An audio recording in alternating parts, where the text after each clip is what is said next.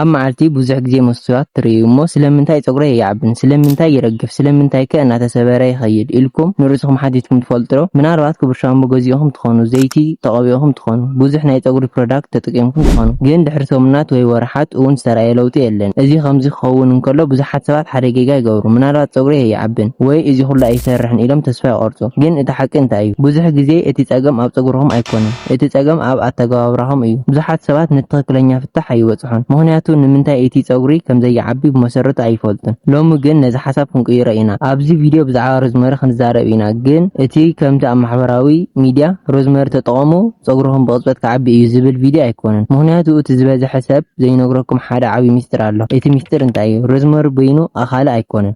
ብዙሓት እዚ ኣይነግሩኹምን ሮዝመሪ ጥቕሚ ኣለዎ ግን ትክክለኛ ኣጠቓቕማ እንተዘይኮይኑ ዝደለኹም ውፅኢት ክትርእዩ ኣይትኽእሉን። እዚ ቪድዮ ክሳብ መወዳእታ ተኸታተልኩም ግን ሮዝመሪ ብኸመይ ከም ዝሰርሕ ስለምንታይ ንገሊኦም ውፅኢት ከም ዝህብ ንገሊኦም ድማ ከም ዘይህብ ከምኡውን ነቶም ብዙሓት ሰባት ዝገብሮም ጌጋታት ብሙሉእ ክትፈልጡ ኢኹም። ስለዚ ነዚ ቪድዮ ከይዘለልኩም ተኸታተሉ። ምክንያቱ ኣብ መንጎ እዚ ቪድዮ ዝርከብ ሓደ ንእሽተይ ምኽሪ ጥራሕ ንሮዝመሪ ትጥቀሙ እንትኾንኩም ውፅኢትኩም ብዙሕ ክፈላለ ይኽእል እዩ። እስኪ ካብ መሰረቱ ንጀምር። ሮዝመሪ እንታይ እዩ? ሮዝመሪ ሓደ ጥንታዊ ተኽሊ እዩ። ንዓመታት ኣብ ብዙሕ ሃገራት ከም ቅመም ጥራሕ ዘይኮነስ ኣብ ባህላዊ ሕክምና እውን ይጥቀሙሉ ነይሮም። ሎሚ ግን ብዛዕባኡ ሳይንሳዊ መጽናዕቲ እውን ተገይሩ ኣሎ። ካብቶም ዝተዛረቡሉ መጽናዕትታት ሓደ ሮዝመሪ ዘይቲ ኣብ ገለ ሰባት ንፀጉሪ ንምድጋፍ ጠቃሚ ከም ዝኾነ ኣመልኪቱ እዩ። ግን እዚ ማለት ሮዝመሪ ተጠቐሙ እሞ ሽዑ ንሽዑ ፀጉሪ ዓበየ ማለት ኣይኮነን። ኣብ ሰብነትና ኩሉ ነገር ብግዜ እዩ ዝኸይድ። ፀጉሪ እውን ከምኡ እዩ። እስከ ፀጉርና ብኸመይ ከም ዝዓቢ ንርአ። ብዙሓት ሰባት ፀጉሪ ካብ ላዕሊ ከም ዝዓቢ ይሓስብ ግን ተሓቂ ካብ ሱር እዩ ዝጅምር። እቲ ሱር ፀጉሪ ኣብ ቆርበት ርእሲ ይርከብ። እዚ ንእሽቶ ክፋል እዚ ድማ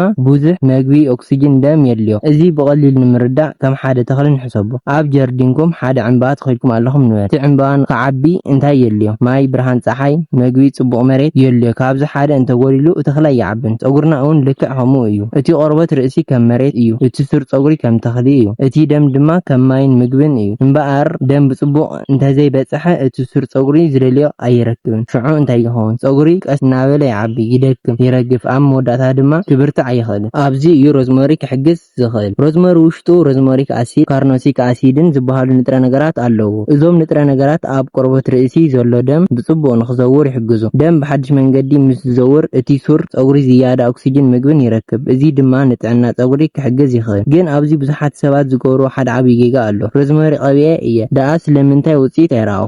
እዚ ሕቶ ብዙሓት ይሓቱ፣ መልሱ ግን ቀሊል እዩ። ቆርበትኩም ንሮዝመሪ ድልው ኣይነበረን። እዚ ብዙሓት ዘይፈልጥዎ ነገር እዩ። ብዙሓት ሰባት ንፀጉሮም ዘይቲ፣ ክሬም፣ ሮዝመሪ ማይ ወይ ካልእ ፕሮዳክት ይቐብኡ። ግን ቅድሚ ኩሉ ሓደ ሕቶ ክትሓቱ ኣለኩም። እቲ ቆርበት ርእሰይ ነዚ ንጥረ ነገር ንኽቕባእ ተዳልዩ ድዩ? እስከ ከም ሓደ ኣብነት ንረ ኣብ ሓደ ተኽሊ ማይ ክተስትይዎ ደልይኹም ኣለኹም ንበል። ግን እቲ መሬት ብፕላስቲክ ተሸፊኑ እንተሎ እንታይ ይኸውን? ማይ ኣብ ላዕሊ ጥራሕ ይእከብ፣ ናብ ሱር ኣይበጽሕን። ስለዚ እቲ ተኽሊ ካብቲ ማይ ተጠቃሚ ኣይኸውንን። ቆርበት ርእስና እውን ሓደ ግዜ ልክዕ ከምኡ እዩ። ዝሞተ ቆርበት፣ ተረፍ ሻምቦ፣ ተረፍ ኮንዲሽነር፣ ተፈጥሮኣዊ ዘይቲ፣ ካልእ ትሕዝቶታትን ኣብ ልዕሊ ቆርበት ርእሲ እናተኣከቡ ይኸዱ። እዚ ድማ እቲ ንጥረ ነገር ናብ ሱር ፀጉሪ ብግቡእ ንኸይበጽሕ ክዕንቅፍ ይኽእል። ስለዚ ቅድሚ ሮዝመሪ ምጥቃም ቆርበትኩም ንጹህ ምዃኑ ምርጋጽ ኣገዳሲ እዩ። ሕጂ ድማ ናብ ካልእ ኣገዳሲ ነገር ንምጻእ። ምናልባት DHT ዝበሃል ሆርሞን ሰሚዕኹም ትኾኑ። DHT ኣብ ሰብነት ብተፈጥሮ ዝርከብ ሆርሞን እዩ። ኣብ ገለ ሰባት ግን ብፍላይ እቶም ብውርሻ ዝመጸ መርጋፍ ፀጉሪ ዘለዎም DHT ኣብ ሱር ፀጉሪ ጽልዋ ክሕድር ይኽእል። እዚ ማለት DHT ንኹሉ ሰብ ጸላኢ እዩ ማለት ኣይኮነን። ግን ኣብ ገለ ሰባት ንሱር ፀጉሪ ብቐስታ ከዳኽሞ ይኽእል እዩ። ከም ኣብነት ንሕሰብ ኣብ ጀርዲንኩም ጽቡቕ ዕምባባ ተኺልኩም ኣለኹም ግን ኣብ ጎኑ ሓደ ኣረም ኣሎ። እቲ ኣረም ናይቲ ዕምባባ ምግብን ማይን ይወስድ፣ ቦታ ይሕዝ። እቲ ዕምባባ ድማ ብቐስታ ይደክም። እዚ ኣብነት ንምርዳእ ጥራይ እዩ። ኣብ ሮዝመሪ ውሽጢ ዘለዉ ንጥረ ነገራት ኣብ ጥዕና ቆርበት ርእሲ ክሕግዙ ኣብ ሱር ፀጉሪ ዝሓሸ ኩነታት ክፈጥሩን ከም ዝኽእሉ መጽናዕትታት ይሕብሩ። ግን እዚ ንበይኑ ኩሉ ዝፈትሕ ተኣምር ኣይኮነን። እዚ ብዙሓት ሰባት ዝስሕትዎ። ሓደ መዓልቲ ሮዝመሪ ይቐብኡ፣ ንጽባሕይቱ ኣብ መስትዋት ይጥምቱ፣ ለውጢ የለን። ድሕሪኡ ይሓድግዎ። ግን ፀጉሪ ብኸምዚ ኣይሰርሕን። ሰብነትና ብቐስታ እዩ ዝለዋወጥ። ፀጉሪ እውን ከምኡ እዩ። እዚ ንምርዳእ ኣብነት ንረ ሓደ ተኽሊ ሎሚ ማይ እንተሃብኩምዎ ንጽባሕይቱ ርዝመቱ 1 ሜትሮ ኣይዓብን ግን በብመዓልቱ እንተ ተኸናኸንኩሞ ድሕሪ ገለ ሰሙናት እቲ ለውጢ ብግልጽ ክትሪኦ ኢኹም ሮዝመሪ እውን ከምኡ እዩ ኣብዚ ብዙሓት ዝገብርዎ ሰለስተ ዓበይቲ ጌጋታት ኣለዉ ቀዳማይ ስሕተት ውዑይ ሮዝመሪ ማይ ምጥቃም ሓደ ሰባት ሮዝመሪ ምስ ኣፍልሑ በቐጥታ ንጸጉሮም ይቕብኦ እዚ ጽቡቕ ልምዲ ኣይኮነን ሓያል ሙቐት ንቆርበት ርእሲ ከበሳጭዎ ይኽእል እዩ ከምኡውን ንጸጉሪ ከድርቆ ይኽእል እዩ ስለዚ ሮዝመሪ ማይ ሙሉእ ብሙሉእ ክዝሕል ኣለዎ ድሕሪኡ ተጠቐሙሉ ካልኣይ ስሕተት በብመዓልቱ ብሓያል ሻምቦ ምሕጻብ ቆርበት ርእሲ ብተፈጥሮ ሲበም ዝበሃል ዘይቲ የፍሪ እዚ ዘይቲ ንጸጉሪ ካብ ምድራቕ ይከላኸል ንቆርበት ድማ ክትዕን ይሕግዝ በብመዓልቱ ብሓያል ሻምቦ ምሕጻብ እዚ ተፈጥሮኣዊ መከላኸሊ ከኣልዮ ይኽእል እዩ ስለዚ ንኹሉ ሰብ በብመዓልቱ ሻምቦ ምጥቃም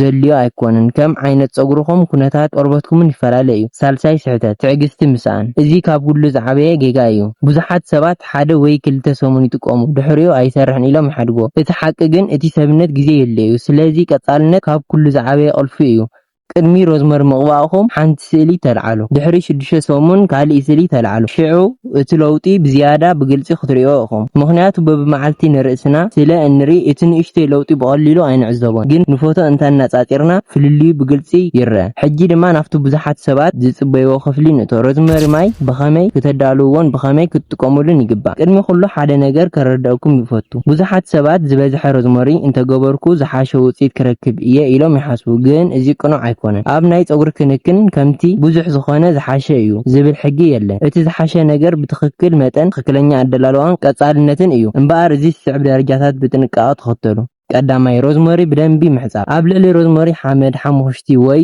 ተረፍ መድሓኒት ክህልዎ ስለዝኽእል ምሕጻብ ኣገዳሲ እዩ ስለዚ ቅድሚ ምጥቃምኩም ብጽሩይ ማይ ብደንቢ ሕጸብዎ እዚ ንቆርበት ርእስኩም ካብ ምብስጫውን ምሕኻኽን ክከላኸል ይኽእል ካልኣይ ምፍላሕ ሮዝመሪ ኣብ ድስቲ ኣእትዎ ድሕሪ 6 ክሳብ 7 ኩባያ ማይ ወስኹሉ እቲ ድስቲ ብኽዳን ሸፍኑዎ ስለምንታይ ምኽንያቱ ኣብ እዋን ምፍላሕ ገለ ጠቐምቲ ንጥረ ነገራት ምስ ሃፋ ክወፁ ስለዝኽእሉ ምሽፋን ድማ ነዚ ክቕንሶ ይኽእል እዩ እቲ ማይ ክፈልሕ ምስ ጀመረ ን10 ክሳብ 15 ደቂቕ ብቐሊል ሓዊ ምፍላሕ ሳልሳይ ምዝሓል እዚ ብዙሓት ዝዘልዎ ደረጃ እዩ ምፍላሕ ምስ ተወድአ ነቲ ድስቲ ምስ ክዳኑ ግደፍዎ ክሳብ ሙሉእ ብሙሉእ ዝዝሕል ተጸበዩ እዚ ድማ ኣገዳሲ ምኽንያት ኣለዎ እቲ ማይ ብቐስታ እናዝሓለ ክኸይድ እንከሎ ካብቲ ቆጽሪ ተወሳኺ ንጥረ ነገራት ናብቲ ማይ ይወርዱ ራብዓይ ምጽራይን ምቕማጥን ድሕሪ ምዝሓሉ ነቲ ማይ ኣጽሪዎ ቆጽሉ ፈሊኹም ነቲ ማይ ጥራይ ኣብ ጽሩይ ብርጭቆ ገበሮ ኣብ ፍሪጅ እንተቕሚጥኩሞ ክሳብ 2 ሰሙን ክጸንሕ ይኽእል እዩ ድሕሪ 2 ሰሙን ግን ሓድሽ ምድላው ይሓይሽ ሕጂ ድማ ብኸመይ ክትጥቀሙሉ ከም ዝግባእ ንረ ብዙሓት ሰባት ሮዝመሪ ማይ ኣብ ኩሉ ጸጉሮም ይለኽይዎ